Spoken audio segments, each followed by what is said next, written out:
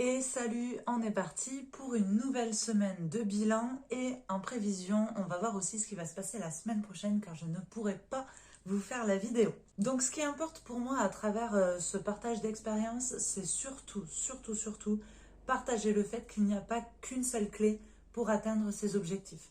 En tout cas, atteindre ses objectifs pour qu'ils durent toute la vie afin de vivre longtemps et en bonne santé. Effectivement, si j'ai envie de perdre du poids, je peux m'affamer, perdre du poids, ça ne durera pas toute la vie.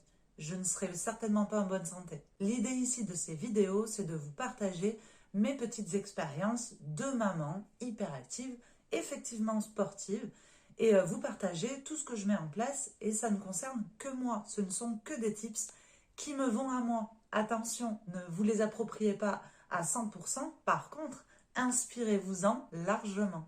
Donc dans les vidéos précédentes, on a vu tout ce que j'ai mis en place au niveau sportif, car pour moi c'était le plus facile. Est venu ensuite HelloFresh, donc la mise en place de mon alimentation.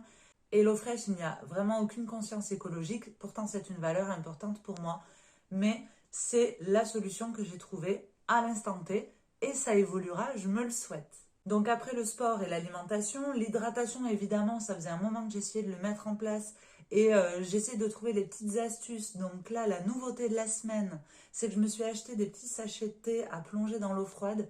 Ça donne un goût à l'eau et c'est plus facile de boire des grandes gorgées. Donc ça, c'est mon astuce de la semaine. J'investis aussi beaucoup d'argent pour mon corps et mon bien-être corporel. Je me suis lancée dans une cure de drainage lymphatique avec la méthode Renata. Ça coûte très cher. J'ai pris une cure de 5 séances en profitant d'une promo. L'objectif de cet investissement, c'est vraiment de me donner toutes les chances pour que mon organisme puisse drainer et un petit peu réactiver mon métabolisme. À côté de ça, j'ai aussi mis en place du décodage émotionnel en ostéopathie. Donc là, par contre, c'était du troc, donc là, c'est gagnant-gagnant.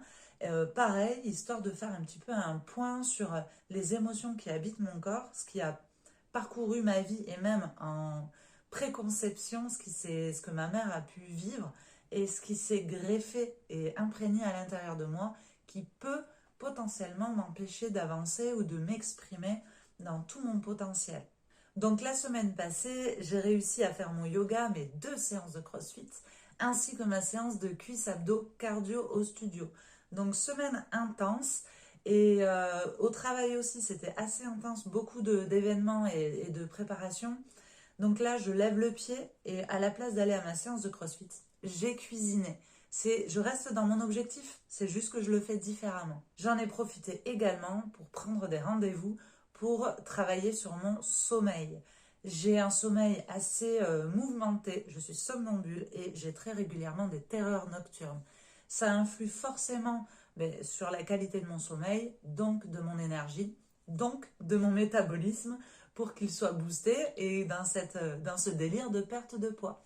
C'est donc un domaine très important à prendre en considération. Même si je vous dis de ne surtout pas suivre ce que je fais moi, car ça m'est très propre, il y a des dimensions très importantes qui sont généralisées à tout le monde. C'est l'activité sportive, l'hydratation, la qualité de vie au quotidien, le stress, l'anxiété, les temps de repos, l'alimentation, le sommeil et toutes les thérapies alternatives qui peuvent venir accompagner tout ça. Donc voilà, pour la semaine passée, donc, qui était sportivement intense, cette semaine à venir où je relâche un petit peu, mais où je reste focus sur mon objectif, c'est pas parce que je rate une séance de sport que je suis une nulleuse, et c'est pas parce que je rate une séance de sport que j'ai perdu de vue mon objectif. Je sentais aussi qu'au niveau alimentaire, là, je commençais à faire de plus en plus d'écart, et ça, c'est parce que j'étais fatiguée. Donc, je lève le pied, je me repose, et je reprends en main mon alimentation et mon hydratation. L'idée, c'est vraiment de jongler sur toutes ces dimensions en restant focus sur notre objectif principal. Donc voilà pour cette semaine. Donc, si vous êtes dans cette démarche du prendre soin de soi, gardez toujours en tête tous ces différents pôles sur lesquels vous pouvez jouer pour rester focus sur votre objectif. C'est comme un sportif de haut niveau, il ne travaille pas son cardio, sa prise de masse musculaire, sa récupération d'une blessure et sa préparation mentale à fond toutes les semaines, focus sur toutes les dimensions. Absolument pas. c'est planifier. Donc nous, évidemment, qu'on ne planifie pas, il y a notre quotidien et notre travail qui rentrent en jeu. On n'a pas que ça à faire. Non, nous, on a beaucoup d'aléas euh, qui font que c'est plus difficile de rester focus sur cet objectif-là. Mais il faut accepter de faire le ping-pong entre toutes ces dimensions et s'autoriser à pas être à fond partout.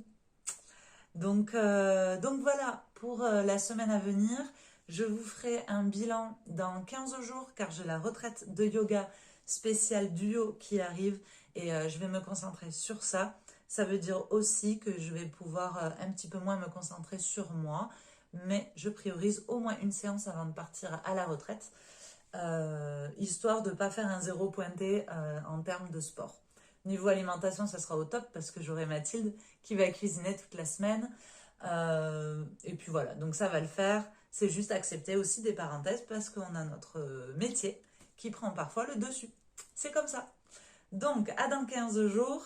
Et n'hésitez pas à m'écrire, m'appeler, me laisser des commentaires. C'est hyper motivant de savoir que je ne suis pas toute seule et que ça résonne chez vous. Donc, à la prochaine. Et on reste focus.